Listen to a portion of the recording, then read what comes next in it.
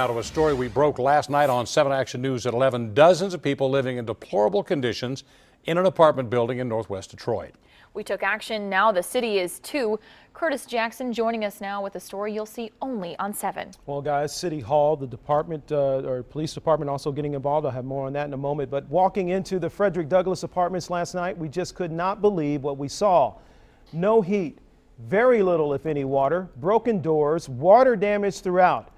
So we took action and called the city. It sent inspectors to the building today who shut down the apartments. Turns out the conditions were even worse than we realized. Electricity was cut by DTE to that building months ago. Power was being accessed illegally, a dangerous fire hazard in a building with several children. All this also in a building inspectors knew should not have been occupied in the first place. That's because an inspection took place earlier this month. So why didn't inspectors act then?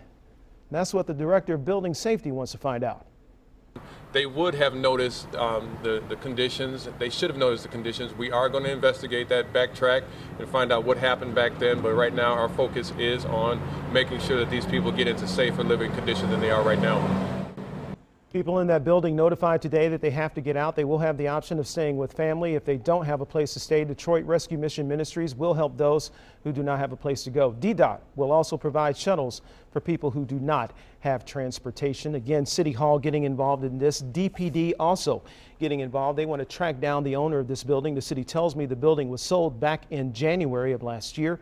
It is owned by a company in Georgia. That company issued $9,000 in fines today, on top of the $1,000 fine that they had issued to them earlier this month. Hard to imagine people living in these conditions. Hard to imagine that it would go unnoticed as well. Glad you're getting some help there, Curtis. And by the way, Curtis